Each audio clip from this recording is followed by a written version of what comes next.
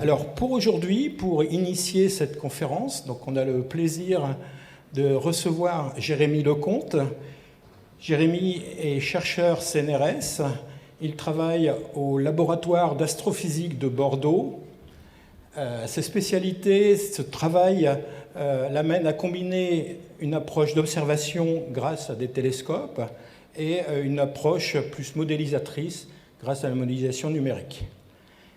Le titre de sa conférence, je ne le connais pas par cœur, voilà, il va nous parler donc de naissance et mort des océans, de la Terre à Vénus, qui se trouve à peu près dans cette direction actuellement, et aux exoplanètes. Tout un programme. Et merci beaucoup de nous emmener dans ce superbe voyage, Jérémy. Merci.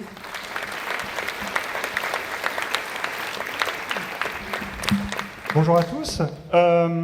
Alors vous pouvez vous demander quand même pourquoi un astrophysicien pour parler des océans, surtout quand on sait qu'au moins dans le système solaire, le seul océan de surface qu'on connaisse, il soit sur Terre. Alors il se trouve que dans mon parcours, moi je n'ai pas travaillé que dans des laboratoires astrophysiques, j'ai aussi travaillé dans des laboratoires de climatologie. Et en fait, une de mes spécialités justement, c'est d'étudier le climat, de prendre cette expertise qu'on connaît sur Terre et d'étudier le climat des autres planètes. Et c'est, on va dire à ce titre-là, que ce que je vais essayer de vous raconter aujourd'hui un petit peu, c'est finalement, alors on va parler de l'océan terrestre, mais pas que, mais même cet océan terrestre, d'où il vient, comment il est arrivé là, quelles sont les conditions qui ont été réunies pour qu'il soit là sur notre planète. Alors bien sûr, moi je vais prendre un peu une approche d'astrophysicien. Pour ceux qui savent, les astrophysiciens, ils sont obligés de simplifier les choses pour les rendre tractables. Donc souvent, quand on étudie des poules, on est obligé de faire des poules qui soient sphériques dans le vide. C'est pratique parce qu'une planète, comme vous l'avez vu, c'est quand même un truc qui est déjà sphérique et qui est déjà dans le vide. Donc il y a une grande partie des simplifications qui sont faites. Mais on va essayer de comprendre, et on va forcément démarrer là où on est obligé de démarrer, notre océan terrestre. Alors effectivement, là on le voit très bien. Alors pour ceux qui ne savent pas comment on peut vraiment être sûr, qu'est-ce qui fait que votre œil sait que là qu'il y a un océan, c'est pas forcément facile à voir, mais c'est vraiment cette réflexion spéculaire là, cette espèce d'effet miroir qui est lié au fait que l'eau n'est pas comme la surface, par exemple d'un continent, elle diffuse la lumière différemment et elle fait un peu un effet miroir, et donc on voit vraiment cette tache brillante, et ça nous montre vraiment qu'il y a une surface liquide. Alors maintenant, je vais vous demander, on va commencer tranquillement, parce qu'on dit toujours que la Terre, c'est la planète bleue, la planète océan. À votre avis, combien de pourcentage de la surface de la Terre est couverte par des océans? 72, exactement. Moi, je suis astrophysicien, donc c'est 70. Effectivement, il y a une grande partie. Maintenant, un petit peu plus dur, est-ce que vous savez quelle est la fraction, donc en pourcentage toujours, de la masse de la Terre qui est de l'eau? J'ai un rien, mais un peu quand même. On a eu 0,1. Est-ce qu'il y a d'autres idées? 10, 20, 70%? 10% là? 10% à ma gauche? Qui dit mieux? Bon, 0,1, eh ben, on était même loin, parce que c'est pas 0,1%, c'est 0,02%. Si vous prenez toute l'eau sur Terre, et que vous la mettez dans une boule, ça fait une boule de cette taille-là. Ah, ça, c'est toute l'eau sur Terre. Si vous prenez toute l'eau douce sur Terre, ça fait une boule d'eau de cette taille-là. Et si vous prenez seulement l'eau douce sur Terre, qui est disponible à la surface, c'est-à-dire des lacs et des rivières, c'est cette petite-là. Je ne sais même pas si vous la voyez. Voilà. C'est pour vous dire à quel point, finalement, la Terre, c'est pas du tout une planète océan. En tout cas, et on va le voir parce que, à votre avis, est-ce que vous savez dans le système solaire quel est l'endroit où il y a le plus d'eau liquide? Vas-y. Europe. Hein, on a Ganymède, on a Encelade. Ah, on va voir. Eh ben non. Ah si, c'est Ganymède. Non, c'est ce que j'allais dire. Oui, c'est Titan. Ouais, on n'y pense pas souvent. Alors Titan, effectivement, alors c'est même de l'eau liquide parce qu'elle a encore plus de glace que ça. Mais tout simplement parce que ces objets-là, ils sont formés, et je ne vais pas trop en parler parce qu'il y a, je crois, toute une conférence là-dessus sur les lunes de glace, mais ils sont formés très loin dans le système solaire, là où il y avait plein de volatiles, on en a entendu parler, donc d'eau, de glace, de méthane, d'autres choses, de CO2, de tout ce qu'on veut. Et donc, ils ont vraiment pu se former avec beaucoup, beaucoup d'eau. Nous, au contraire, on va le voir, on est principalement un caillou, et on a eu de la chance à des moments d'avoir de l'eau. Alors, forcément, on va parler d'échelles de temps très différentes. Alors moi, je me sens toujours obligé d'essayer parce que si je vous parle de millions d'années, de milliards d'années, de centaines de milliers d'années, c'est complètement généralement flou, ça ne dit rien à personne.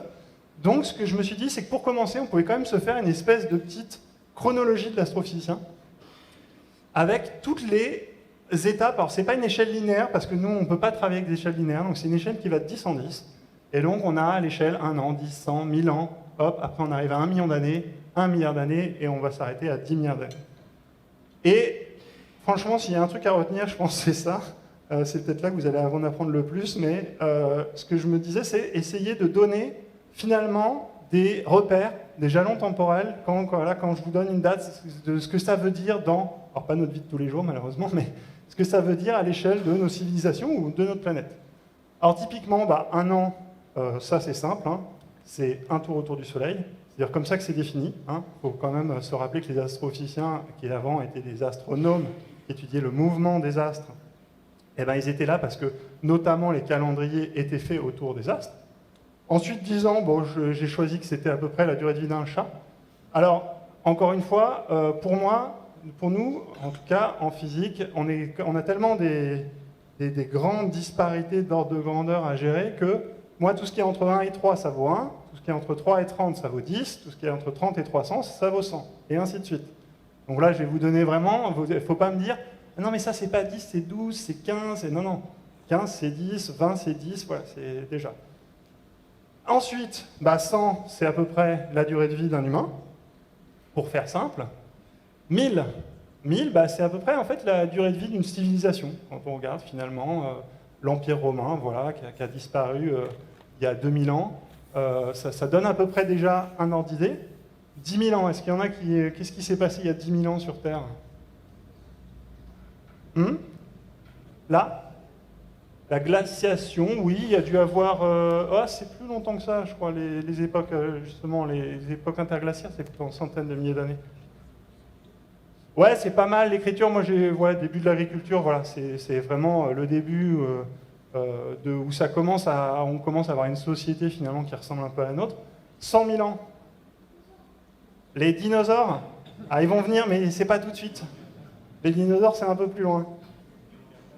Néandertal, ouais, c'est l'apparition finalement de l'homme, quoi, de Homo sapiens. Alors Néandertal, voilà, encore une fois, c'est plus de 300 000 ans, mais voilà, c'est pour vous donner encore une fois une ordre d'idée. 1 million d'années. Lui-ci, non, c'était plus avant. Non, 1 million d'années, c'est à peu près le temps qu'il faut pour former une chaîne de montagnes jeunes comme les Alpes. Voilà, parce que ça s'est fait il y a à peu près 1 million d'années. Et 10 millions d'années, c'est plutôt les Pyrénées. Voilà, une chaîne de montagnes un peu plus vieille. Et c'est aussi, et là on raccroche avec des choses plus astrophysiques. 1 million d'années, il se trouve que c'est... 10 millions d'années, excusez-moi. C'est à peu près le temps qu'il faut pour un disque protoplanétaire, donc un disque qui s'est formé autour d'une étoile en formation, pour que ce disque disparaisse, que le gaz soit dissipé. Voilà. Donc ça, déjà, ça vous raccroche par rapport à une chronologie sur Terre, et que là, on commence à avoir des événements, ça vous donne une idée des échelles de temps de ce qu'on doit gérer en astrophysique. Ensuite, 100 millions d'années, on retrouve nos dinosaures, là. Effectivement, extinction des dinosaures, je crois que c'était plus de 200-300 millions d'années. Et c'est aussi le temps, typiquement, plusieurs dizaines à centaines de millions d'années, c'est le temps qu'il faut pour former une planète. C'est le temps, on va voir que je vais vous montrer comment ça se passe, mais c'est à peu près ces échelles de temps-là. Et après, 1 milliard d'années, apparition de vraiment premiers animaux sur Terre, même pas la vie est apparue avant ça, mais apparition des premiers animaux sur Terre, 1 milliard d'années.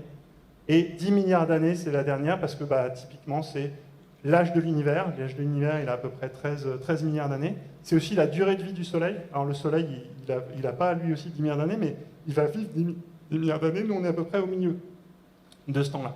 Voilà, donc ça, c'est pour avoir un peu une espèce d'idée. Et maintenant, on part là-dedans. Et donc, effectivement, comme je vous l'ai dit, pour créer un océan, il faut créer d'abord une planète. Et donc, on se retrouve dans un truc comme ça, ce qu'on appelle un disque protoplanétaire. Et là, vous avez une étoile qui est au milieu. Et puis, cette étoile, c'est en fait du gaz qui s'est accrété, qui est tombé sur cette étoile. Et puis, il y a toute une partie de ce gaz qui, lui, a pas réussi à tomber. Il a commencé à tourner autour et à former un disque de gaz et de poussière.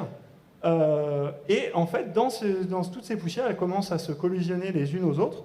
Et puis, elles commencent à former des choses de plus en plus grosses, des astéroïdes, après ce qu'on appelle plus tard des protoplanètes, donc des débuts de planètes, des corps de plus en plus gros. Et puis, le gaz, effectivement, on a dit au bout de quelques millions d'années, 10 millions d'années, le gaz devient de plus en plus rare, mais on voit qu'il y a des objets de plus en plus gros, des astéroïdes de plus en plus gros qui se forment. Et puis, au cours de ces centaines de millions d'années dont j'ai parlé, ils se collisionnent. Et petit à petit, comme ils deviennent de plus en plus gros, la gravité fait qu'ils continuent en fait, à s'accréter, à devenir de plus en plus gros, jusqu'à former, des planètes. Et ces planètes-là, pendant toute une phase de leur vie, au tout début, pendant ces dizaines à centaines de millions d'années, elles continuent encore à se prendre des gros machins sur la tête qui, en fait, lui apportent son eau. Puisque, effectivement, l'eau, comme je vous ai dit, il n'y a pas besoin d'en avoir beaucoup. Et en fait, l'eau qui vient sur Terre, la plupart de l'eau, on pense, vient de certains types de météorites qui, elles-mêmes, sont en fait des roches hydratées. Et ça suffit pour avoir 0,02% d'eau à la fin.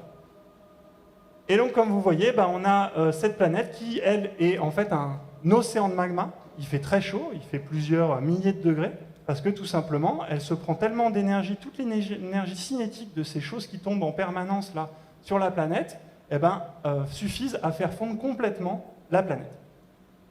Et pour le cas de la Terre, alors ça c'est pas quelque chose de générique, mais pour le cas de la Terre, on pense qu'effectivement, à un moment, ce qui s'est passé, c'est qu'on avait donc cette Terre qui était encore sous forme océan de magma, et puis quelques dizaines à centaines de millions d'années après sa formation, il y avait des objets de plus en plus gros, et notamment, peut-être, une protoplanète qui était à peu près de la taille de Mars, qui était à peu près sur l'orbite de la Terre, et est arrivée, enfin on pense qu'il y a peut-être eu plusieurs événements comme ça, mais en tout cas il y en a eu un dernier pour nous. Cet objet on l'appelle Theia, c'est celui qui aurait formé la Lune, et donc vous avez une collision qui envoie en fait des débris partout, qui complètement fait fondre entièrement les deux objets. Et puis, l'objet central, quand même, garde un petit peu une partie de son identité. Mais on a une partie des objets qui sont tout autour, qui, eux-mêmes, forment finalement comme des planètes autour d'une étoile. Eux, ils vont former une lune. Ils vont petit à petit s'accréter, regrandir. Et on pense que là, ça se passe beaucoup plus vite parce que c'est sur une échelle beaucoup plus réduite. On pense qu'à l'échelle de quelques mois, quelques semaines, quelques mois après, on peut former la Lune autour de la Terre. Alors, vous voyez la disparité des échelles de temps, hein. On parle de millions d'années pour former une planète, et puis là, on peut former une Lune en un mois. Voilà. Je ne sais pas s'il y a des questions à ce niveau-là, parce qu'en fait, moi, j'aime bien quand les questions elles sont au milieu. Donc, surtout, si vous avez des questions, n'hésitez pas, parce que des fois, c'est un peu chiant d'attendre 45 minutes, surtout si on n'a pas compris dès le début et qu'on est un peu perdu. Est-ce qu'il y a des questions? Ouais, madame. Par contre, il va falloir parler fort. Je vais essayer de répéter, mais il va falloir parler fort.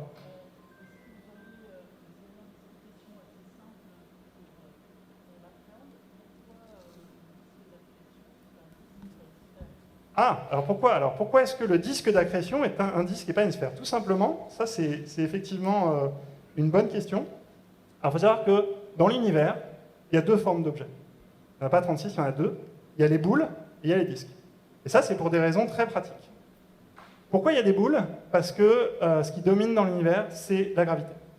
Et la gravité, tout simplement, quand vous posez de la matière dans le vide, et vous lui dites, c'est quoi pour toi le truc le plus confort?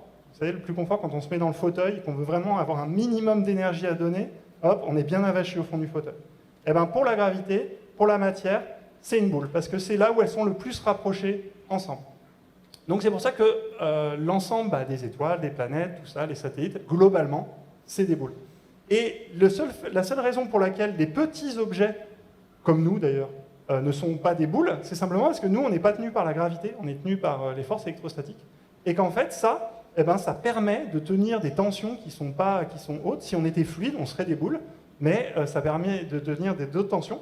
Et le rayon à partir duquel ça devient, on passe de ces objets un peu difformes, de plus en plus sphériques, mais à un moment ils deviennent vraiment sphériques, c'est autour de 200-400 km. Je ne sais plus si c'est rayon ou diamètre. C'est ce qu'on appelle en langage technique le rayon patate, parce que c'est là où on s'arrête d'être une patate et on devient une boule. Et c'est une définition, c'est un des critères nécessaires pour être une planète. Voilà, il faut être assez gros pour être une boule. Alors maintenant, j'en reviens quand même pourquoi un disque, sinon je loupe complètement la question, mais pourquoi un disque? Simplement, et l'autre effet qui est très important en physique et en astrophysique, c'est la rotation. Et en fait, la rotation, vous l'avez tous vu, vous êtes dans un manège, il y a la rotation, qu'est-ce que ça fait? Ça vous fait partir vers le bord. Mais si vous êtes en haut, ça vous fait partir aussi vers le bord. Et donc en fait, si on a un objet qui commence comme une sphère, si on le fait tourner assez vite, il y a un moment, tout ce qui est là va commencer à vouloir partir et échapper à la gravité. Tout ce qui est là se fait attirer par la gravité, et puis après, va vouloir partir.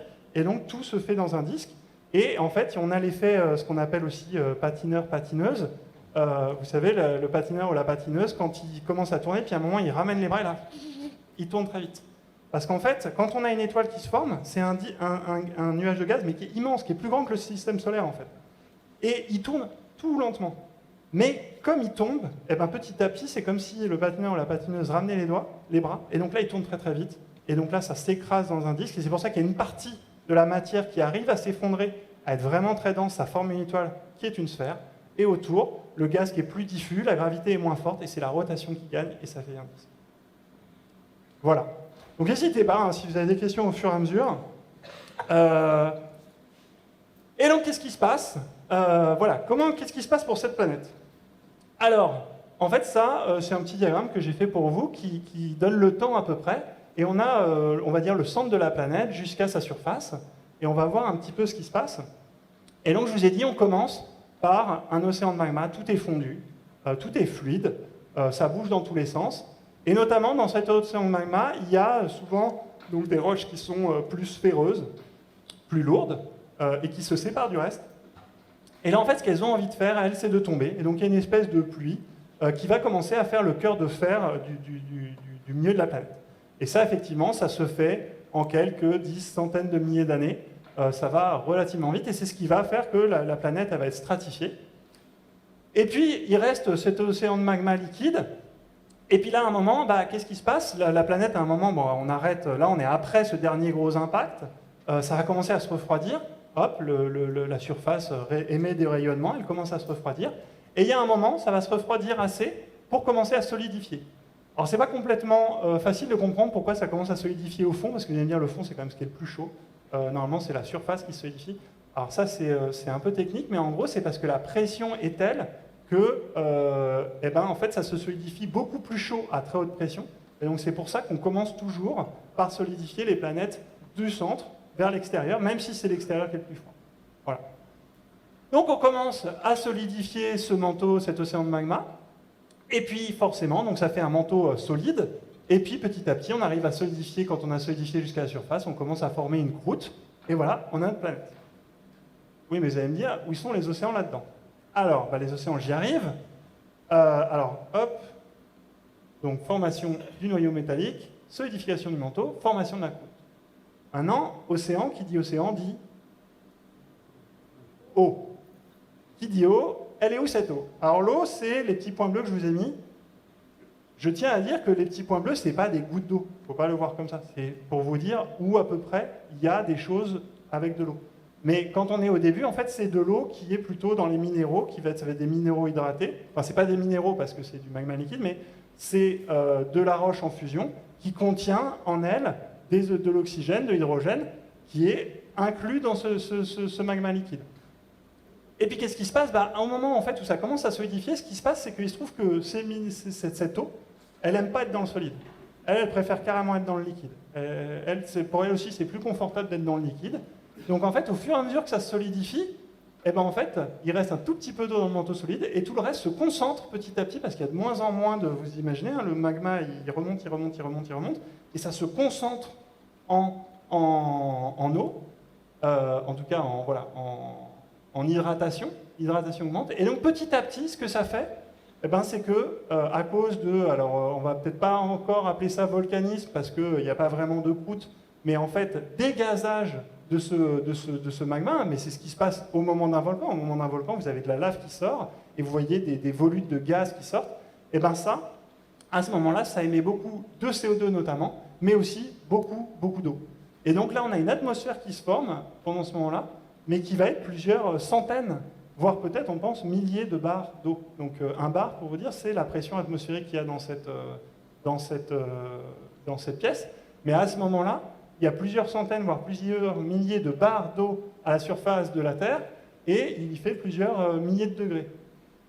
Et puis, à un moment, donc, on a dit ça se solidifie, la croûte va là, et là, à un moment, donc, comme il y a la croûte, ça se refroidit, et puis à un moment, ça se refroidit assez pour que dans cette atmosphère qui est de la vapeur d'eau, vous savez que la vapeur d'eau, à un moment, ça ne peut pas aller trop froid, sinon la vapeur d'eau, ça condense, et ça fait de la pluie. Voilà.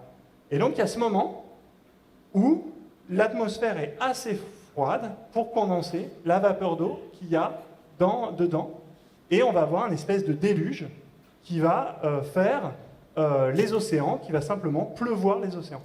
Alors, est-ce que vous savez à peu près combien de temps ça prend, ça? Eh bien, dans nos calculs, ça prend exactement 40 jours. Non. Ça aurait été trop beau. Non, pas du tout. Non, ça prend à peu près... alors, c'est très difficile à estimer, mais on peut... voilà, si on veut faire des arguments comme ça prend sans doute 1000 ans, 10 000 ans, à peu près. Simplement à faire pleuvoir toute cette condensée et pleuvoir toute cette vapeur d'eau. Et donc, ça fait les océans qu'on connaît aujourd'hui. Et voilà. Fin de l'histoire. Alors, fin de l'histoire, peut-être pas tout à fait, finalement. Parce que c'est bien beau d'avoir ces océans qui se sont formés en quelques millions d'années. Après le dernier impact, on pense que sur Terre, tout ce processus de refroidissement, il prend en totalité quelques millions d'années, pour faire simple. Mais il y a un problème, c'est que notre boule sphérique dans le vide, elle n'est pas complètement isolée, parce qu'elle est autour d'une étoile. Et cette étoile, c'est le Soleil. Et là, je vous ai mis un petit peu la chronologie de la vie du Soleil. Donc, depuis sa formation, il y a à peu près 4,5, 4,6 milliards d'années, jusqu'au moment où elle va devenir une géante rouge. Et puis, à un moment où cette géante rouge va expulser de la matière, former une nébuleuse planétaire. Je ne sais pas s'il y en a d'entre vous qui sont venus hier soir observer. On observait une nébuleuse planétaire. C'est exactement ce qui va se passer pour le Soleil. Et ensuite, qui va laisser un petit cadavre finalement d'étoiles qu'on appelle des naines blanches. Vous imaginez à peu près la masse du Soleil concentrée dans la taille de la Terre. Voilà, c'est ça à peu près une naine blanche. Il faut se dire, c'est au-dessus de 10 000 degrés. Et c'est pour ça que c'est d'ailleurs blanc. Ceux qui ont parlé sur la couleur, c'est très très chaud. Et donc ça fait quelque chose, c'est pour ça qu'on les appelle ça des naines blanches. Mais ce qui est intéressant dans cette partie, alors ce qui m'intéresse en tout cas pour les océans, c'est qu'en fait, là, pendant tout ce temps-là, qu'on appelle chez nous la séquence principale, donc c'est la vie, entre guillemets, normale d'une étoile, eh ben, une étoile, au fur et à mesure de sa vie, elle va devenir de plus en plus brillante. Tout simplement parce qu'elle va consommer son hydrogène au cœur, elle va se réchauffer, et puis la densité au cœur va changer, parce que l'hydrogène se transforme en hélium, qui est plus dense. Et donc, ça modifie un peu la structure de l'étoile. Et donc, on sait que de là à là, elle va être plus brillante, et on sait en particulier que, juste après sa naissance, le Soleil était sans doute, alors, une fois qu'il s'était un petit peu calmé, on va dire, de sa naissance, mais il était sans doute 30% moins lumineux qu'aujourd'hui. Alors 30%, ça ne paraît pas beaucoup. Néanmoins, ça c'est une simulation qu'on a fait avec des collègues il y a plus de 10 ans de ça maintenant. Si jamais vous faites la Terre maintenant, vous prenez exactement un modèle du climat de la Terre maintenant, qui sert à prédire le réchauffement climatique, par exemple, ou voilà, d'essayer de comprendre le climat actuel, et vous enlevez juste, vous dites le Soleil, hop, maintenant, hop, vous prenez le curseur là, et vous diminuez de 20%. Et bien, si vous faites ça, tout simplement, hop, vous voyez ce qui se passe. Donc le blanc, c'est l'albédo, donc c'est la réflexion de la surface, mais ça vous dit surtout où il y a de la neige, en fait, où il y a de la glace qui se forme. Vous voyez au fur et à mesure des années le cycle saisonnier, qui est lié au fait à l'inclinaison de la Terre. Et donc vous voyez que cette glace, elle augmente, elle diminue, elle augmente, elle diminue au cours des saisons, mais surtout ce que vous voyez, c'est que principalement elle augmente. Et qu'à un moment, vous allez voir là, très très vite, eh ben, hop, il ne va plus rien rester de liquide. Et donc on a une Terre qui se stabilise à moins, alors je ne sais plus, ça dépend exactement des conditions, mais à moins 10, moins 20, moins 30 peut-être degrés de moyenne, et qui surtout est complètement gelé. Donc c'est ce que nous on appelle en astrophysique une Terre boule de neige. Alors, le problème avec ça, c'est que vous pourriez me dire, bah oui, mais c'est très bien, c'est pas grave, elle a été boule de neige avant, mais bon, maintenant on n'est plus avant, le soleil il est plus brillant, donc tout va bien, quel est le problème? Le problème, c'est simplement que si on fait alors une autre frise, globalement, donc là, on revient en arrière, donc depuis maintenant jusqu'à à peu près 4,5 milliards d'années, et ben en fait, si on regarde tout ça, on regarde toutes les évidences qu'on a d'apparition de vie sur Terre. Alors, il y a les premières, peut-être, indices d'isotopes, de ratios d'isotopes qui diraient que peut-être il y a un processus biologique à cette époque-là. Alors, on a peut-être des premières bactéries de fossiles à peu près moins 3,5 milliards d'années, des eucaryotes à 2,5 milliards d'années. Là, on pense qu'il y a eu donc, ce qu'on appelle la grande oxygénation, qui est le moment où l'atmosphère est devenue l'atmosphère qu'on connaît aujourd'hui, pleine d'oxygène, en tout cas à 20%, ce qui avant n'était pas le cas. Et puis après, qui est dû à des métabolismes sur Terre qui ont produit de l'oxygène en grande quantité. Et puis les fossiles d'animaux à coquilles, comme on a dit, les dinosaures, les humains. Quand on regarde ça, en fait, ça, c'est pas possible de le faire s'il y a de la glace partout. C'est juste, voilà, et puis même, si on regarde dans les roches, on a plein d'indices géologiques qui nous montrent que la surface de la Terre, en grande partie, en tout cas l'eau à la surface de la Terre, était en grande partie liquide pendant toute la durée de vie de la Terre. Alors, il y a eu sans doute des épisodes boule de neige, des choses très particulières qui sont assez étudiées à des époques très particulières, mais globalement, si on regarde, c'est pas possible d'avoir pendant 2-3 milliards d'années une Terre boule de neige. Alors la question c'est, qu'est-ce qui se passe? Pourquoi ça? Alors, pour ça, il faut revenir un petit peu à la base, et puis on va essayer de comprendre ensemble un peu c'est quoi les mécanismes qui font le climat et qui expliquent pourquoi la Terre agit et le climat agit comme il agit. On commence, on a une Terre, je vous l'ai dit, elle est autour d'une étoile, elle se reçoit une certaine insolation, et donc, qu'est-ce qui se passe pour la nature aime bien faire la comptabilité. Des fois, nous, c'est un peu chiant, mais elle le fait en permanence. Elle, simplement, pour que cette planète elle soit à l'équilibre, pour que son climat soit à l'équilibre, il faut que la planète reçoive autant qu'elle émette. Et donc, qu'est-ce qu'elle fait? Elle reçoit de l'insolation, de la lumière visible, et elle émet des infrarouges principalement. Vous savez, c'est ce que vous voyez là, les images, quand vous dites, il y a des caméras à chaleur, c'est des caméras qui simplement voient l'infrarouge, et tout le corps qui a une certaine température émet des infrarouges. Et plus ce corps est chaud, plus il émet beaucoup d'infrarouges. Et donc, ce qui se passe, c'est que, tout simplement, on a quelque chose où on a de la température, on a du refroidissement infrarouge, puisque quand j'émets des infrarouges, j'envoie de l'énergie, donc je me refroidis. Et tout bêtement, là, on a un truc où plus ma température augmente, plus j'émets d'infrarouge. Plus j'émets d'infrarouge, plus ma température diminue. D'accord? Et là, un plus fois un moins, ça fait quoi? Ça fait 0. Non, ça ne fait pas un 0. C'est pas un plus plus un moins, c'est un plus fois un moins. Ouais, c'est toi, t'as fait ça il n'y a pas longtemps, toi.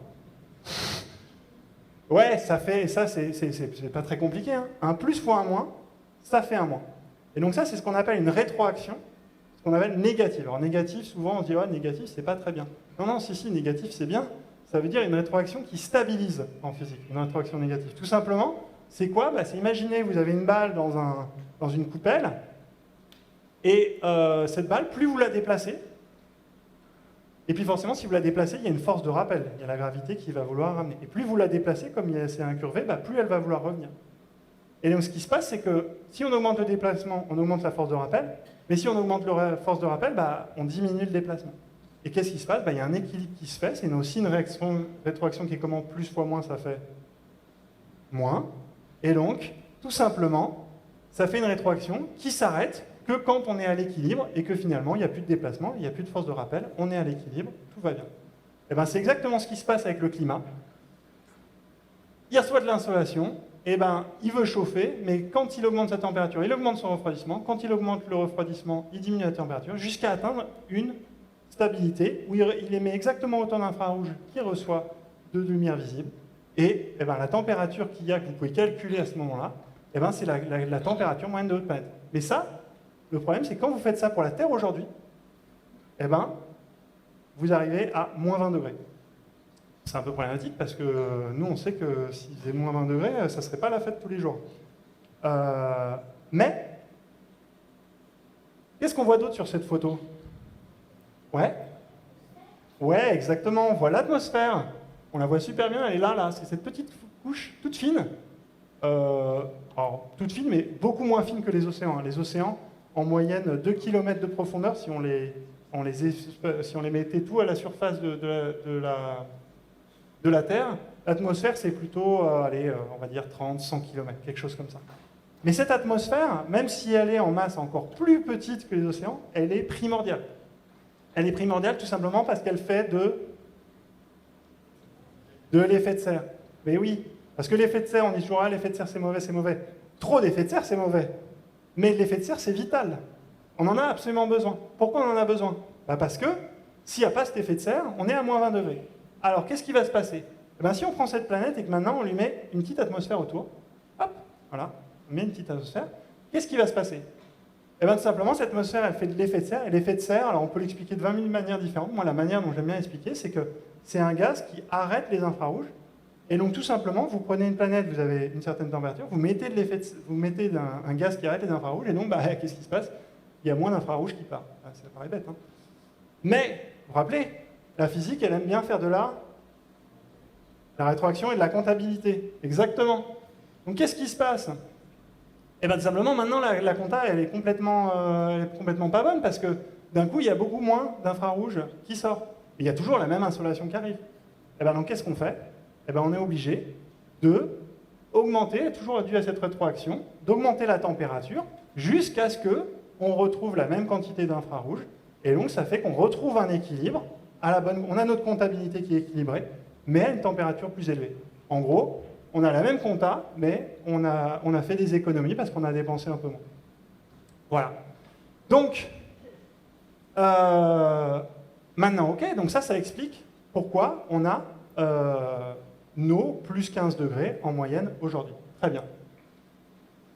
Maintenant, la question que je vous posais, je vous rappelle, c'est que la Terre, elle recevait pas l'insolation d'aujourd'hui. Et en particulier, elle recevait beaucoup moins d'insolation, 30% moins, au début de sa vie. Et donc la question, c'est quelle température elle avait. Donc là, je vous remets ça. Et puis, alors, vous avez bien compris, hein, la rétroaction. Quelle rétroaction peut expliquer que d'un coup, on passe de finalement quelque chose qui était assez tempéré à quelque chose de complètement glacé? Alors, je vous ai mis le premier indice. On part du froid. Si il fait plus froid, il se passe quoi? Ouais, il y a plus de glace. Ça gèle. Qu'est-ce qui se passe si ça gèle? Ça renvoie la lumière, exactement. Oh, vous êtes fort. Réflexion de la lumière du soleil. Si on réfléchit plus de lumière, hein? Alors je ne sais pas si vous savez, mais c'est peut-être le plus jeune dans la salle, peut-être pas le plus jeune, mais quand même, là, il va falloir vous réveiller, hein, parce que lui, il va pas s'arrêter. Hein. Eh bien oui, si on réfléchit plus de lumière, il fait plus froid. Et là, vous avez vu, c'est plus. Et plus fois plus, ça fait plus. C'est une rétroaction positive. Et rétroaction positive, en physique, ça veut dire déstabilisante. Ça veut dire que plus vous faites quelque chose et plus ça part. Et là, en fait, ça vient déstabiliser le climat. C'est ce qu'on appelle la rétroaction de glace. C'est ce qui explique, en fait, aujourd'hui, quand on parle de réchauffement climatique, vous avez peut-être entendu parler que les pôles se réchauffent plus vite que l'ensemble de la planète. C'est exactement à cause de ça. C'est la rétroaction, mais à l'envers. C'est simplement quand il fait plus chaud, il y a moins de glace, donc il y a moins de réflexion du soleil, donc il fait plus chaud. C'est pas plus compliqué que ça. Et donc ça explique voilà, cette chose-là. Mais ça explique pourquoi aussi, d'un coup, quand vous déstabilisez un peu la Terre et que vous la mettez un peu moins d'insolation, d'un coup, poum, tout peut partir en glaciation. Alors pour remettre ça sur un autre diagramme, pour essayer de comprendre, vous avez l'insolation qui est là, la température de la planète, là on était, on est maintenant, on a notre équipe, tout ça. Et nous, ce qu'on a un peu l'impression, c'est que s'il y a un peu plus d'insolation, il va faire un peu plus chaud, si on va partir par là, s'il y a un peu moins d'insolation, on va partir par là. Mais en fait, ce qui se passe, cette rétroaction, c'est ce qu'on appelle une non-linéarité, ça fait pas une ligne. Et ben, quand on va descendre, hop, il y a un moment, il y a cette rétroaction qui va se mettre en route, et puis à un moment, pouf, et là elle s'emballe, et on passe sur un état très froid, et c'est l'état où tout est gelé, et c'est la Terre boule de neige dont je vous ai parlé. Maintenant, ce qui est marrant, c'est qu'à votre avis, qu'est-ce qui se passe si je prends ma Terre boule de neige, je reprends le curseur, je le remets dans l'autre sens, et là, je reviens à l'insolation d'aujourd'hui. Alors, c'est une autre question, on va y venir, mais là, je parle juste je prends l'insolation, hop, je remets comme ça, je fais une expérience de pensée, j'ai ma Terre boule de neige, je remets l'insolation aujourd'hui. Ouais, dis-moi. Ça va revenir? T'y crois? Eh ben non. C'est dommage. Mais c'était bien d'avoir essayé parce que c'est pas évident. Eh ben non, ça va pas revenir malheureusement. Pourquoi? Parce qu'une fois qu'elle est gelée, la Terre, tu vois, eh ben il y a toujours de la glace. Et donc tu réchauffes, mais en fait, elle est tellement froide, tellement il y a de la glace, ça réfléchit toujours la lumière. Donc en fait, tu as beau faire ça, il y a un moment, ça ne revient pas tout de suite. Il faut vraiment chauffer beaucoup plus que là où tu étais pour qu'à un moment, ça revienne vers l'état chaud qu'on avait. Voilà.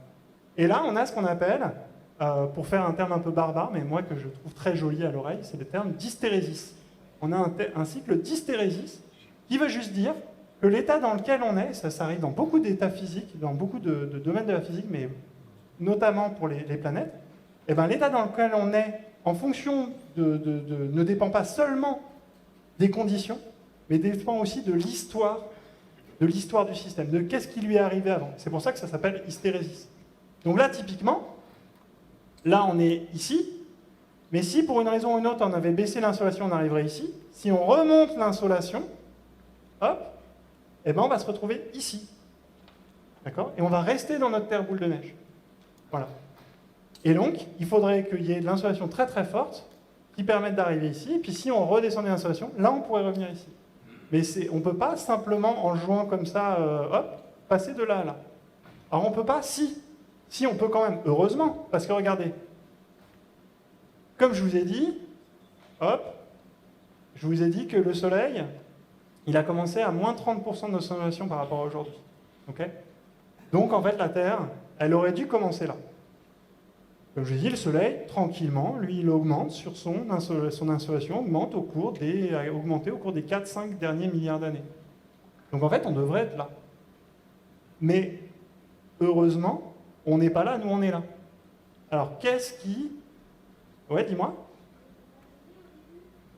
Alors, elle n'était pas gelée au début, c'est vrai, elle n'était pas gelée au début, mais si tu avais juste fait, parce que je t'ai dit au début, effectivement, tu as bien suivi, hein, c'était une grosse boule de lave, elle s'est refroidie.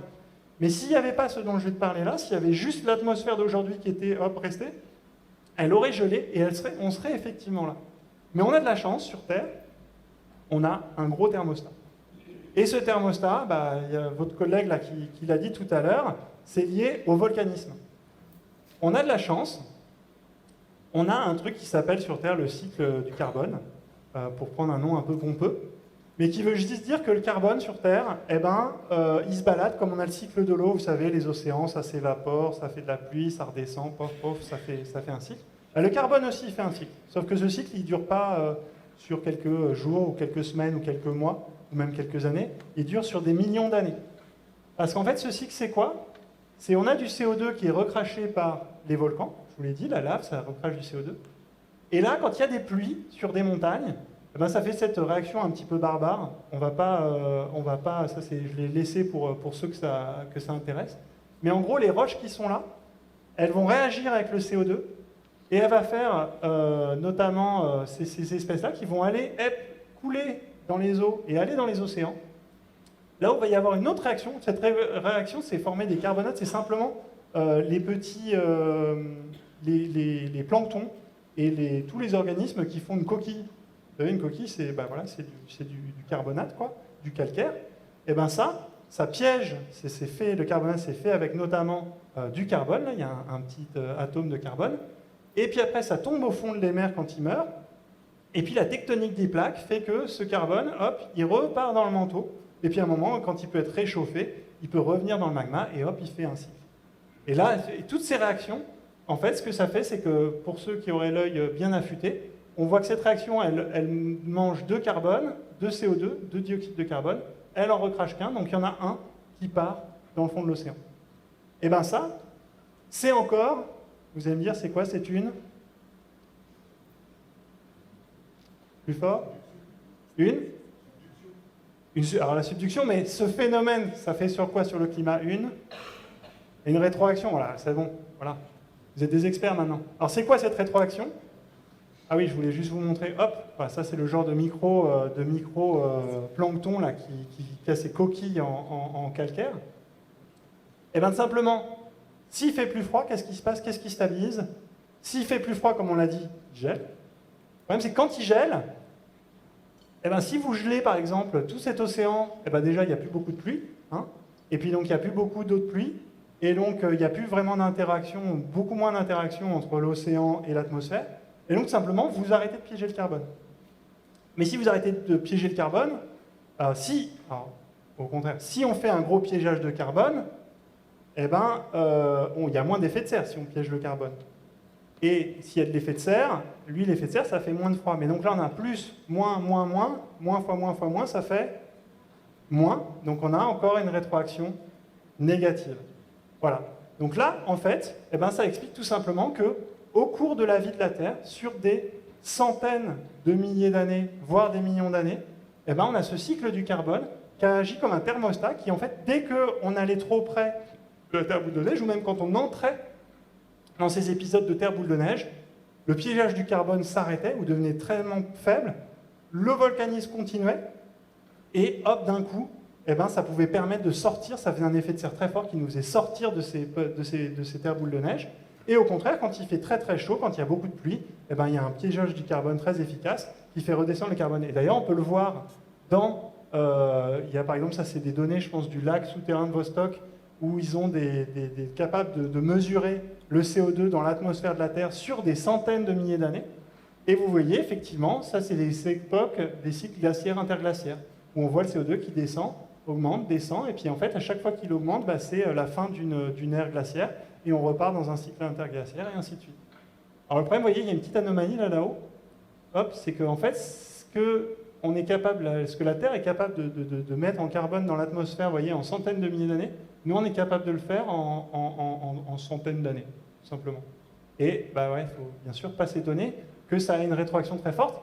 Et ce qu'il faut bien comprendre, c'est qu'on ne peut pas se reposer sur le cycle de carbone, parce que le cycle du carbone, lui, va mettre des centaines de milliers d'années, voire des millions d'années, à absorber le carbone qu'on lui envoie en quelques centaines d'années. Donc lui, il ne peut pas faire ça. C'est à nous, si on veut éviter ça, c'est à nous de faire des choses. Alors maintenant, quel futur pour nos océans? Eh bien, comme je vous le disais, le Soleil va continuer d'évoluer, et donc on peut estimer qu'il sera 30% plus lumineux avant la fin de sa vie. Alors ça pose un autre problème, c'est qu'est-ce qui va se passer? Et en fait, il y a une dizaine d'années, avec des collègues, on a fait ces simulations-là où on prend la Terre aujourd'hui, et puis on commence juste à augmenter la température, et puis on arrive à peu près dans 1 milliard d'années à cette insolation-là, qui correspondrait à peu près dans le système solaire, si on se retrouvait maintenant à 5% plus proche du Soleil, pour vous donner un ordre d'idée, à quel point c'est quand même pas très loin. Et ben hop, si on va un peu plus loin, qu'est-ce qui se passe? Une autre rétroaction, vous en doutez. Maintenant, il fait plus chaud. Qu'est-ce qui peut se faire quand il fait plus chaud? Alors, moins de glace, ouais. Mais alors, la glace, c'est bon, on a bien joué avec la glace. On va jouer avec l'océan, mais pas avec la glace. Ouais. Évaporation, à ma droite. Plus d'évaporation. S'il y a plus d'évaporation, il y a plus de quoi dans l'atmosphère? Alors, il y a plus de nuages, certes. C'est pas si évident que ça, mais il y a surtout plus de vapeur d'eau. Et plus de vapeur d'eau, ça veut dire effectivement plus d'effet de serre. Alors, souvent, on entend effet de serre, on pense tout de suite dioxyde de carbone. Il faut savoir que la vapeur d'eau, c'est le gaz à effet de serre le plus puissant qu'il y ait sur Terre. Simplement, pourquoi on n'en parle pas tant que ça? Parce que la vapeur d'eau, on ne la contrôle pas. Si vous mettez plus de vapeur d'eau dans l'atmosphère, bah, c'est la thermodynamique qui va vous dire si elle condense, si elle reste pas. Donc en fait, vous ne pouvez pas juste lâcher de la vapeur d'eau, elle va juste très très vite, en quelques jours, quelques heures même, revenir si vous en mettez trop. Donc on ne la contrôle pas, mais c'est quand même le plus gros effet de serre sur Terre. Et effectivement, plus d'effet de serre, plus de température. Là maintenant, vous avez l'habitude, plus, ça fait que du plus, c'est une rétroaction positive. Et elle, qu'est-ce qu'elle fait? Elle fait qu'à un moment, donc, le climat qui veut se stabiliser, déjà aujourd'hui, c'est la rétroaction la plus grosse qu'on regarde dans le changement climatique actuel, parce que c'est elle qui fait que finalement, un petit peu de CO2 fait un gros effet sur la température. En plus de l'effet des nuages, mais ça c'est très difficile, l'effet des nuages est beaucoup moins bien compris. S'il a une rétroaction, on pense qu'il a une certaine rétroaction positive-négative, c'est quand même beaucoup plus difficile, mais ça par contre, ça on en est vraiment sûr et ça marche très bien. Et le problème, c'est qu'à un moment, cette rétroaction, elle pète un peu les plombs, et on peut arriver à avoir un effet de serre divergence, c'est-à-dire que si on augmente un tout petit peu le flux, l'insolation par rapport à cette Terre-là, et là on arrive à ça. Vous augmentez vraiment de quelques watts, et bim, vous passez de plus 70 degrés à plus 1000 degrés, voire plus. Tout simplement parce que vos océans commencent à s'évaporer, et là vous rentrez dans ce qu'on appelle un effet de serre divergent, runaway greenhouse, pour ceux qui voudraient le terme, vraiment chercher sur ce terme en anglais, mais effet de serre divergent qui fait que d'un coup, hop, les océans ont beau s'évaporer, ils n'arrivent plus, la comptabilité n'arrive plus à aller, puisqu'on n'arrive pas à émettre plus d'infrarouge, parce que tout simplement, l'effet de serre est plus fort, et donc on est obligé d'évaporer tous les océans et de monter à 1000 degrés pour réussir à se remettre à l'équilibre, pour que le climat se remette à l'équilibre. Donc là, autant vous dire que là, si on est dessus, ça va pas être sympa. Donc juste pour vous dire que sur Terre, voilà, la durée de vie des océans dans le futur, c'est 1 milliard d'années. Heureusement, ne vous inquiétez pas, vous vous rappelez de la chronologie, on a le temps d'en faire des choses dans 1 milliard d'années. Mais c'est quelque chose que, à part si on arrive à mettre des miroirs devant le Soleil, c'est quelque chose qu'on peut quand même assez difficilement contrôler. Hop.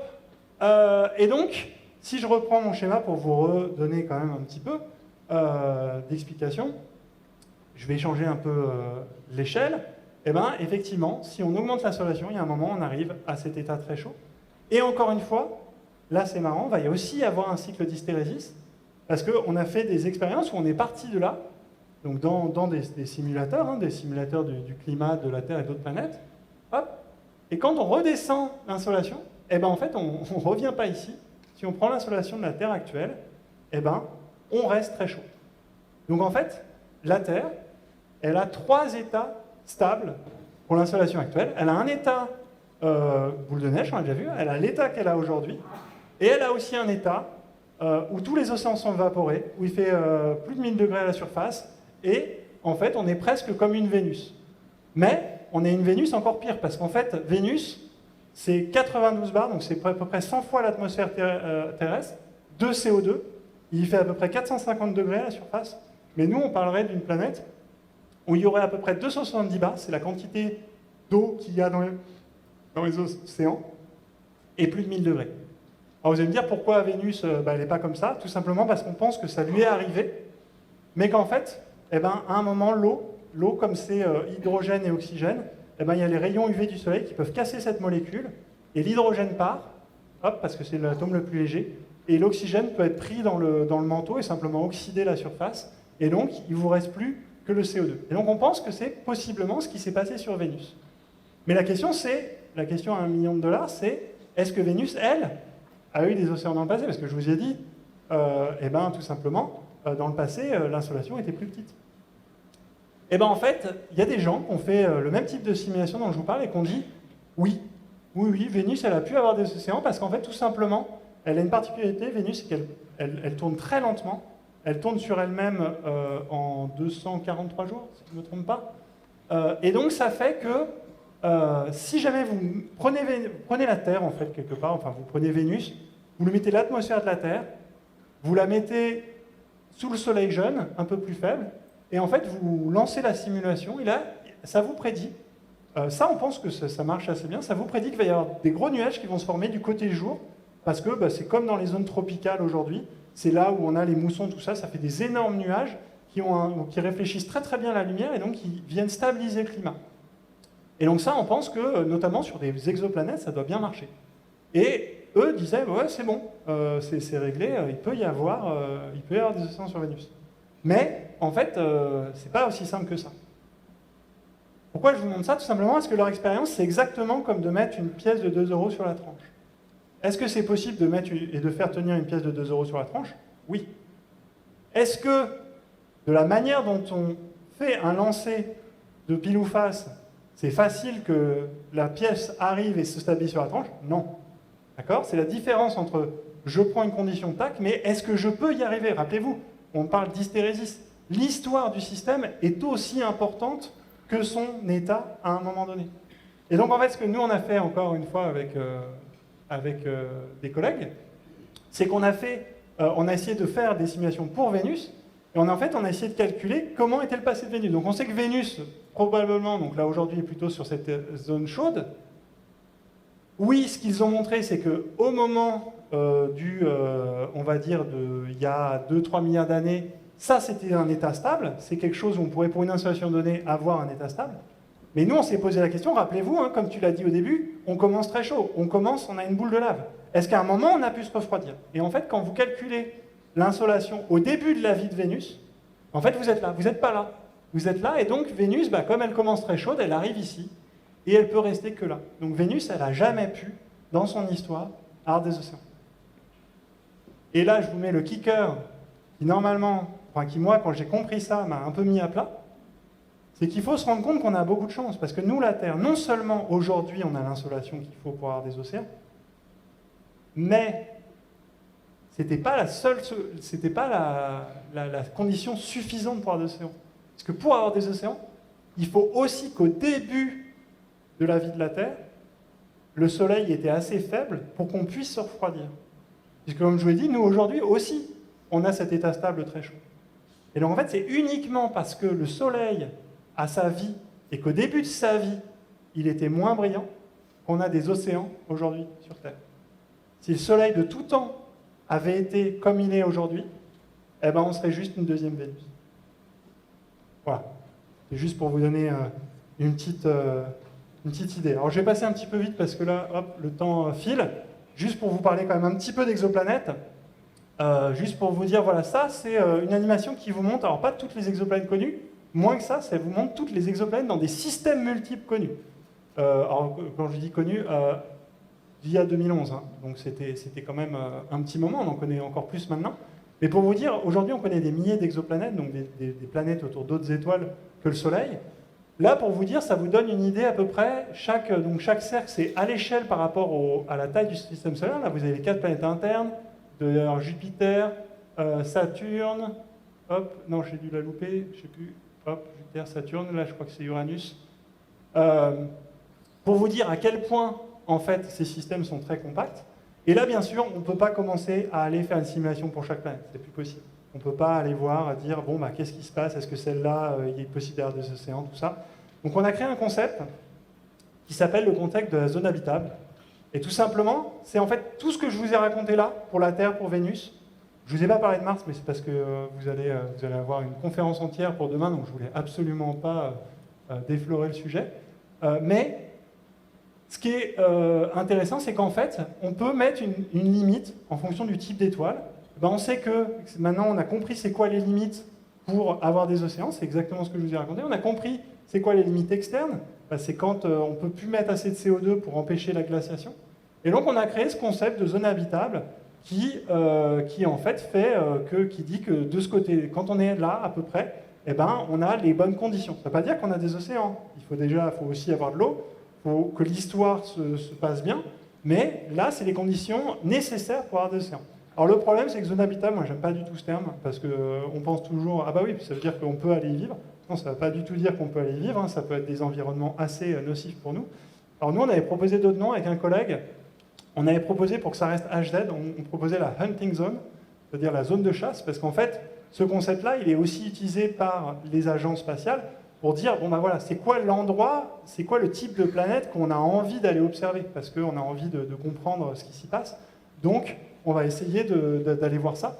Le problème, c'est que ça me rendait assez mal à l'aise de me dire que j'étais peut-être dans la hunting zone, dans la zone de chasse d'une espèce extraterrestre qui explorait l'univers. Donc on n'a pas voulu faire ça. On s'est dit, bah ouais, mais nous, on parle, finalement, c'est la zone où on peut avoir des océans de surface, donc on peut peut-être l'appeler la surf zone. Donc là, ce que je vous montre, c'est la zone habitable en fonction, donc c'est finalement l'insolation où on pourrait avoir les bonnes conditions en fonction du type de l'étoile. Donc il faut savoir que la plupart des étoiles sont plus petites que le Soleil. Et donc là, en fonction de l'insolation, donc là, vous voyez que ça ne change pas beaucoup d'une étoile à l'autre, c'est simplement, ça change un petit peu parce que ces étoiles étant plus rouges, la façon dont la lumière est réfléchie n'est pas exactement la même, c'est le plus gros effet. Par contre, ce qui est intéressant, c'est si on met ce truc-là en termes de distance, alors là, ça change complètement, tout simplement parce que plus une étoile est petite, moins elle est brillante. Et donc, finalement, la distance à laquelle on reçoit la même énergie à peu près que sur Terre, elle change beaucoup, et elle change, vous avez vu, d'un ordre de grandeur. Ici, c'est donc une distance Terre-Soleil. Quand on arrive déjà sur ces masses qui sont des étoiles très typiques, de ce qu'on appelle des NNM, qui ont peut-être la moitié de la masse du Soleil, on est déjà 10 fois plus proche. Mais ça, c'était pas encore suffisant pour nous, puisque le problème, c'est que donc ça, c'était Gliss 580D, je crois que c'était la première qui avait été découverte, qui avait été caractérisée dans cette zone-là, il y a à peu près en 2013, je pense. Mais nous, en fait, le problème, c'est que ces étoiles-là, enfin ces planètes, elles sont encore trop loin pour qu'avec les méthodes de caractérisation actuelles, on arrive à essayer de répondre à la question suivante, c'est ont-elles des océans, ont-elles une atmosphère? Et donc, il a fallu nous trouver des planètes qui étaient autour d'étoiles encore plus petites, et notamment, vous avez peut-être entendu parler du système de TRAPPIST, qui est autour d'une des plus petites étoiles qui existent dans l'univers. En dessous, on n'appelle plus ça des étoiles, on appelle naine brune. Imaginez, on ne pensait même pas à cette époque-là, en 2013, chercher des planètes autour de ce type d'étoiles, parce que le diagramme n'allait même pas aussi bas. Et on a effectivement dans ce système plusieurs planètes qui potentiellement pourraient être dans la zone habitable. Alors, vous allez me dire, mais combien on peut mettre de planètes dans la zone habitable? Alors, il se trouve qu'il y a des recherches qui sont faites, plusieurs, généralement, on trouve des chiffres, peut-être 5, 6 selon le système. Après, j'ai un collègue qui, lui, est un peu taquin, a essayé de faire... là, par exemple, dans le système de TRAPPIST, on voit qu'effectivement, il y en a 3-4. Et donc, mon collègue, lui, il a voulu pousser le concept jusqu'au bout. Et en fait, il a ingénéré un système solaire un peu extrême, où en fait, il met plusieurs planètes sur la même orbite, bien espacée, bien comme il faut. Et à chaque fois qu'il met une orbite différente, il change le sens, parce qu'on a montré que ça stabilisait. Et il arrive dans une zone habitable d'une étoile à mettre 416 planètes. Voilà. Mais bon, ça, avant qu'on trouve un système comme ça, il va se passer du temps. Voilà. Donc finalement, la question, comme je vous l'ai dit, c'est ont-elles un océan? Et je vais vous laisser avec cette petite animation dont on a parlé tout à l'heure, le JWST, James Webb Space Telescope, qui maintenant est lancé depuis 2021, qui nous révolutionne. Et ce que je peux vous dire, c'est qu'à l'heure actuelle, on a vraiment les premières données sur le système TRAPPIST. On a de grosses idées que la première planète n'a pas d'atmosphère. Pour les suivantes, c'est encore vraiment en question. Mais c'est vraiment pour vous dire que c'est vraiment ce qu'on fait aujourd'hui. Voilà, et que peut-être que l'an prochain, j'aurai peut-être des réponses pour vous. En tout cas, pour l'instant, je ne sais pas. Voilà. Merci.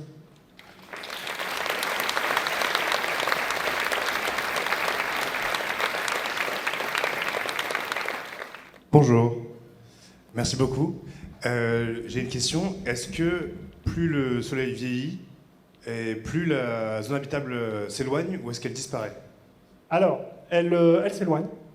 Elle s'éloigne. Le problème, c'est qu'effectivement, la question qu'on pose, en fait, qui s'est déjà posée, c'est est-ce qu'il y a une notion de zone habitable continue? Puisqu'effectivement, on peut se poser la question, puisque si on veut vraiment qu'il y ait de la vie qui se développe, on sait que ça ne peut quand même pas se faire en 10 secondes, donc il faut du temps. Par exemple, la Terre, si on le définit comme ça, ne serait pas dans la zone habitable continue, parce que comme je vous l'ai dit, en fait, on va sortir de la zone habitable. Et c'est compliqué quand même, parce que si on prend une planète trop loin, il y a de grandes chances qu'elle ne soit pas habitable depuis le début de sa vie, pour les raisons qu'on a mentionnées. Donc voilà, donc c'est effectivement, en fait, on se rend compte de plus en plus que c'est quelque chose de dynamique, l'habitabilité d'une planète. Vous allez peut-être en entendre parler demain pour Mars, que l'histoire de ce système de planète, de ce qui lui est arrivé depuis sa formation, est tout aussi important que de savoir où il est maintenant. Ces conditions sont prises en compte dans le calcul de la zone habitable. Alors, ça commence à l'être. Le problème, c'est que ça devient un jeu à plusieurs paramètres. Les gens aiment quand même souvent les choses simples.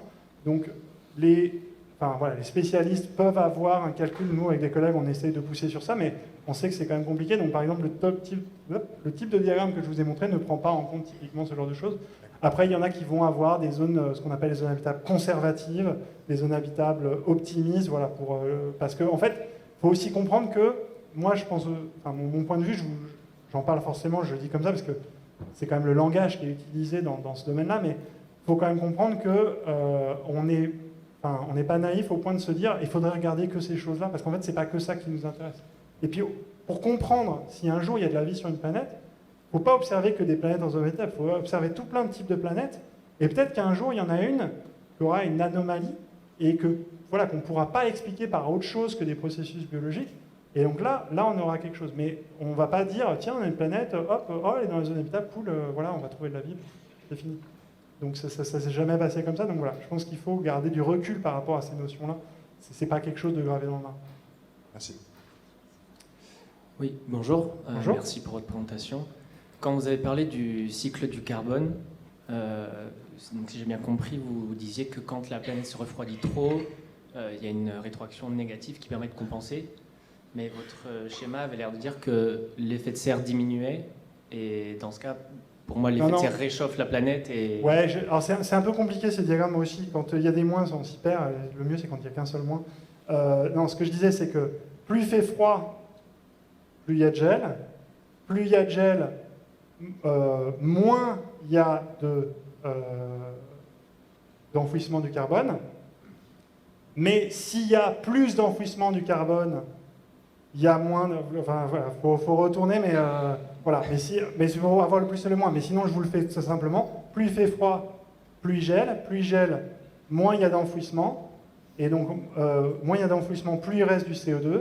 Plus il reste du CO2, plus il y a d'effet de serre. Et donc, moins il va faire froid. C'est juste, moins il y a d'enfouissement, plus il y a de CO2. C'est là où j'ai juste pas ce lien. Alors, s'il y a moins d'enfouissement, en fait, ce qui va se passer, c'est que on va laisser le CO2 dans l'atmosphère. Sauf que lui, le volcanisme, il ne s'arrête pas.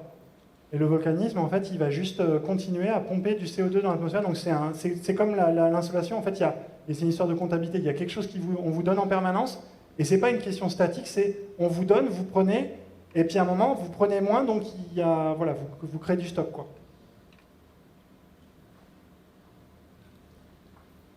Oui. Il y a quelque chose que je n'ai pas compris. Je croyais que l'eau venait des météorites de l'extérieur qui étaient tombées sur la planète déjà froide. Et si j'ai bien compris ce que vous avez dit, il y a de l'eau qui est remontée du cœur de notre planète à la surface. Ouais. Donc, comment on peut avoir de l'eau dans une planète en fusion, enfin... Alors oui, donc bon, déjà, il faut comprendre que je pense que l'opinion a un peu changé sur ça dans les sphères scientifiques. Et il y a quand même des choses, effectivement, dans la vulgarisation qui restent. C'est vrai, alors c'est souvent ce qu'on dit, c'est que c'est les comètes qui ont apporté l'eau. Donc les comètes qui, longtemps après, sont arrivées, puis ont mis de la glace, puisque les comètes, elles se forment très loin, c'est de la glace, et ont apporté l'eau. En fait, on se rend compte, quand on calcule des choses de rapports isotopiques dans l'eau, de deutérium et d'hydrogène, on se rend compte qu'en fait, tout n'a pas pu venir des comètes. Donc il y a effectivement une petite partie de l'eau qui vient sans doute de comètes, mais il y a aussi une partie de l'eau qui simplement se forme de ces astéroïdes qui tombent, qui là ne sont pas des comètes, sont vraiment des astéroïdes. Encore une fois, comme je vous dis, un astéroïde, quand je vous dis qu'il a de l'eau, c'est pas il a des petites poches d'eau, hein, c'est des minéraux hydratés, et en fait, vous les fondez, qu'est-ce qui se passe? Il relâche de la vapeur d'eau, c'est tout simplement ce qu'un magma fait. Quand vous voyez un magma qui arrive à la surface, il y a plein de gaz qui sort, et il y a de la vapeur d'eau, du CO2, du dioxyde de soufre. Donc voilà, il ne faut pas s'imaginer des petites inclusions d'eau, voilà, c'est vraiment des minéraux hydratés. On les fond, pousse, ça fait une espèce de bouillie avec des choses. Et effectivement, une partie de l'eau vient d'avant la formation de la planète, et puis il y en a une partie qui va venir à toutes ces étapes-là, il y en a qui va arriver après. Il y a encore, je pense, de l'eau qui arrive encore aujourd'hui, puisque quand il y a des choses qui tombent, une étoile filante, si elle a un peu d'oxygène dedans, elle rapporte quelque part de l'eau. Donc voilà, c'est un processus dynamique. Quand même, globalement, voilà, il y a quand même une grosse partie qui s'est fait, qui vient du début de la formation de la planète. Ouais. Bonjour, merci pour la présentation. Je rebondis sur une question qui avait été posée tout à l'heure par quelqu'un, je trouvais que c'était une bonne question. Comment on explique que la Lune se forme en quelques mois suite à l'impact avec la Terre, alors que le nettoyage des disques protoplanétaires prend lui beaucoup plus de temps? Ça me paraissait hyper court, quelques mois. Du coup, je vais poser la question. C'est quoi la durée, je te retourne la question, c'est quoi la durée d'une orbite autour du Soleil au niveau de la Terre? 365 jours. Voilà. Et c'est quoi la durée d'une orbite autour de la Terre au niveau de la Lune? 28 jours et quelques... Un mois. Un mois, oui. En fait, c'est ça. C'est simplement que des collisions, d'une formation d'un objet, c'est des collisions. Ces collisions, ça se fait au rythme des orbites, puisque c'est quand des orbites se croisent. Et en plus, il faut qu'elles prennent... Alors, il y a le temps qu'elles arrivent, mais bon, une fois qu'elles sont croisées, elles ont tapé. Mais pour qu'il y en ait une autre qui tape, il faut qu'elles viennent d'ailleurs, qu'elles migrent. Ça prend beaucoup de temps. Si vous prenez un système, effectivement, où déjà un seul tour, ça vous prend 1 an, ça prend beaucoup plus longtemps que si vous prenez un système où au tout début, d'ailleurs la Lune n'a pas commencé une orbite aux 30 jours, on pense qu'elle a commencé sur une orbite sans doute peut-être, je vais dire une bêtise, mais 10-20 jours, enfin voilà. Donc là on prend quelque chose de très condensé, très vite, dans un petit système qui tourne très vite, et là ça se fait beaucoup. Et c'est pour ça que le problème, c'est un des gros problèmes en astrophysique, c'est qu'en fait il y a des choses très contre-intuitives parce que les échelles de temps, c'est pour ça qu'on parle en échelle de temps, ce qu'on appelle logarithmique, parce que d'un coup vous faites une petite chose et puis poum, ça peut aller 1000 fois plus vite ou 1000 fois plus lentement. J'avais une question par rapport au fait qu'il n'y ait jamais eu d'océan sur Vénus. Est-ce que c'est parce que un océan n'aurait jamais eu les conditions de condenser, ou est-ce que s'il avait pu condenser, dans tous les cas, il n'aurait pas été stable parce que la vitesse de rotation à l'époque était beaucoup plus rapide et donc il n'y aurait pas eu cette formation de nuages sous le point subsolaire qui permettait de refroidir la planète? Alors, il y a effectivement une vraie question. Donc, je vous ai dit, j'ai fait un petit raccourci, j'ai dit Vénus tourne très lentement. On sait qu'elle ne tournait pas très lentement au début de sa vie. Donc ça, c'est une vraie question. Est-ce que ça aurait pu être stable? Je sais, pour en avoir parlé avec les auteurs du papier, qui s'appelle notamment Michael Way, qui est à NASAGIS, qui, lui, a dit ça un peu de manière aussi... voilà, pour faire parler un peu de ça, et puis aussi parce qu'ils essayaient de vendre des missions vénusiennes, et c'est pour ça, notamment grâce à ce genre d'études qu'on a pu avoir des missions vénusiennes, qui vont peut-être être tuées dans l'œuf avec ce qui se passe en ce moment aux États-Unis, mais ça c'est une autre histoire. Il y a une vraie question. Est-ce que vraiment c'était stable? Moi, dans mes modèles, ça l'est pas. Dans leur modèle, ça l'est. Je sais qu'on n'a pas non plus la même façon de traiter les nuages. Voilà. Est-ce qu'ils ont raison? Est-ce qu'on a raison? Je pense que c'est un débat qui pourrait être intéressant, qui serait très technique. Par contre, pour répondre vraiment à la question, moi, ce qui, je pense, est l'argument fort, c'est de dire que, en fait, jamais, par contre, comme Vénus a commencé avec une inclination trop forte, ou l'état, en fait, très chaud, ça c'est mon collègue Martin Turbet qui l'a montré dans une simulation en 2021, en fait, où cet état chaud, il est stable. Donc, en fait, il n'y a aucune raison que Vénus, à aucun moment, ait pu arriver dans cet état froid. Et en plus, je vous le dis, cet état froid, c'est vraiment... l'atmosphère terrestre. Vénus, elle a quand même des centaines de barres de CO2, avec des centaines de barres de CO2, donc il aurait fallu non seulement que ça soit assez froid, que la croûte puisse réussir à choper ces centaines de barres de CO2, ou dès le début à l'intérieur, et que ça soit recraché que plus tard. Moi, ça me paraît très difficile à faire. Mais bon, le truc, ce qui est intéressant, c'est que si ces missions vénusiennes se font, peut-être qu'on aura plus d'informations sur le type de roche, qui pourrait peut-être justement nous en apprendre un peu plus sur l'histoire de la planète. Moi, si j'ai un pari à faire, je le mets sur Padocéan. Après, ouais. Oui, pour en revenir aux disques planétaires qui tournent, aux planètes qui tournent, il y a tout qui tourne dans l'univers. Pourquoi ça tourne? Quelle est l'origine de ce mouvement de rotation? Pourquoi ça tourne?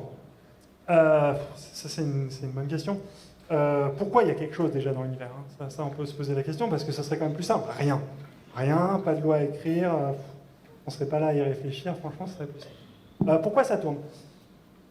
Je ne suis pas un expert complet de cosmologie, mais la manière dont moi je me le figure, c'est faites de la mettez un truc qui explose, ou pas vraiment exploser, le Big Bang, c'est pas vraiment une explosion, mais mettez des choses, vous les bougez, ça fait de la turbulence dans tous les sens.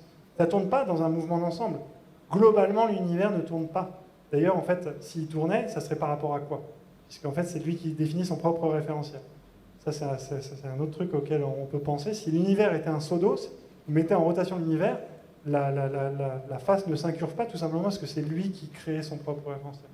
Ça, c'est pour une autre conférence. Mais pour répondre à votre question, si vous mélangez tout, il y a des endroits qui vont tourner dans un sens, des endroits qui vont tourner dans l'autre, très lentement, hein. Mais c'est toujours cet effet patineur-patineuse. Si jamais à un moment, vous contractez un endroit où ça tournait un peu, là, pouf, ça va tourner beaucoup plus vite. Et comme en astrophysique, autant que sur les échelles de temps, sur les échelles de distance, on a aussi des ordres de grandeur de différence.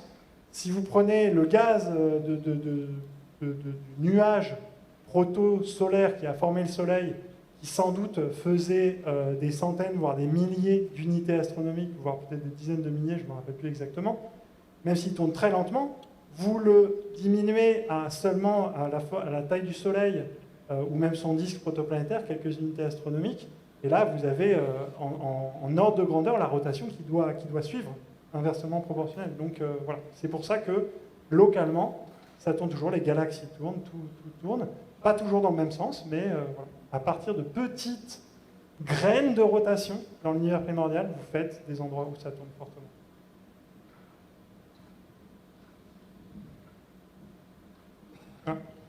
Oui, bonjour, merci pour la présentation. J'ai une question plus modélisation. Est-ce que dans vos simulations, vous êtes soumis aux sensibilités aux conditions initiales? Ah! Alors, j'aimerais bien vous renvoyer la question, finalement. Parce que j'en ai parlé. Justement, vous dites qu'il y a des endroits où, en fonction du phénomène, on a des rapports 1000 dans les durées d'évaluation, enfin dans les durées de changement. Il y a l'histoire compte, tout ça. Dans ce sens-là, alors je vais même revenir en fait dans un truc tout plus simple. Parlons de la simulation de la Terre. Oui. Si je pars d'une Terre gelée, j'ai une Terre gelée. Si je pars d'une Terre pas gelée, j'ai une Terre pas gelée. Si je pars d'une Terre où tout est évaporé, j'ai une Terre pas évaporée. Donc oui, pour répondre, la réponse simple, c'est oui. Il y a des sensibilités aux conditions initiales. Après, la question qui est un peu sous-jacente, c'est à cause des temps d'évolution, est-ce qu'on a le temps, par contre, d'arriver à l'équilibre? Ça, c'est une vraie question. C'est pas du tout évident. On est souvent un peu obligé de tricher, mais tout le monde le fait, donc ça va. On est tous au courant. On a des techniques pour essayer d'améliorer, mais typiquement, pour parler vraiment technique, on est en train de travailler, on a déposé un projet pour faire un modèle qui, lui, serait capable justement de gérer des échelles de temps très différentes, qui fait des petites simulations sur quelques années, mais extrapole ce qui va se passer dans 1000 ans, hop, et puis revient 1000 ans plus tard, refait quelques petites simulations, et puis voilà, et pour essayer d'intégrer et d'arriver à des équilibres sur des échelles de temps beaucoup plus grandes, avec des processus, notamment, par exemple, le cycle du carbone, ainsi de suite. Donc c'est pas chaotique, en fait. C'est pas chaotique, non. Non, on a quand même quelque chose... Alors, ça dépend de ce qu'on appelle chaotique. Tracteur étrange. C'est la différence entre le climat et la météo. Je ne sais plus, je crois qu'il y a quelqu'un qui en parle dans la semaine, mais la météo est chaotique, c'est-à-dire que si vous prenez un système un tout petit peu différent, l'ouragan va peut-être pas arriver une semaine plus tard ou 2 semaines plus tard, mais peut-être pas au même endroit. Mais le climat n'est pas chaotique. Le climat est très déterministe. Voilà, tous les hivers, il fait plus froid qu'en été. Ça ne veut pas dire qu'on sait exactement quelle température il va faire cet hiver, mais l'hiver est plus froid que l'été. Voilà, ça c'est une constante et on sait pourquoi. Voilà. Et on ne sait pas exactement où il va faire un petit peu plus froid, où il va faire un petit peu plus chaud. On ne sait pas s'il va y avoir un épisode de chaleur particulier. Mais voilà, en moyenne, les hivers sont plus froids que les étés. Merci beaucoup pour votre exposé. Est-ce que dans l'histoire de la Terre, vous intégrez le modèle de vos collègues de l'Observatoire de Nice qui explique que la répartition des planètes, les trajectoires, etc., dépend de migration, phénomènes de migration planétaire comme les planètes Jupiter et Saturne? Alors, qui peuvent faire sortir ou rentrer une planète de la zone habitable, par exemple? Ah oui, oui, tout à fait. Alors eux, ils ont effectivement fait plein de modèles. Il y a des modèles où il y a qui collent plus ou moins d'ailleurs. Et statistiquement, essayer de voir.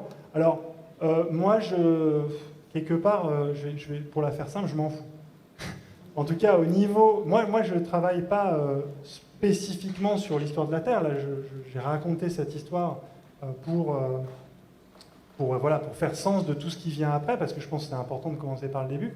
Maintenant, c'était pas pour moi tant intéressant de savoir exactement quel est le niveau 2, mais j'ai un collègue, celui qui s'appelle Sean Raymond, celui qui a fait ce système un peu ingénieré, lui travaille notamment, il a une thèse qui vient de se finir où il essayait de comprendre par exemple exactement pourquoi la Lune a telle composition, pourquoi la Terre a telle composition, est-ce que finalement ce TIA qui est venu, est-ce qu'il devait venir de tel endroit dans le système solaire, et ça, c'est l'un des auteurs du modèle de Nice, donc effectivement, on prend entre guillemets ça en compte.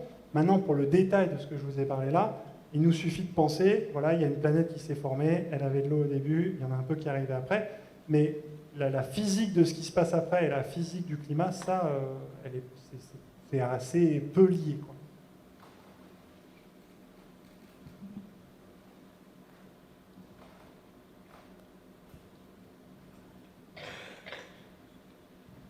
Bonjour, merci beaucoup.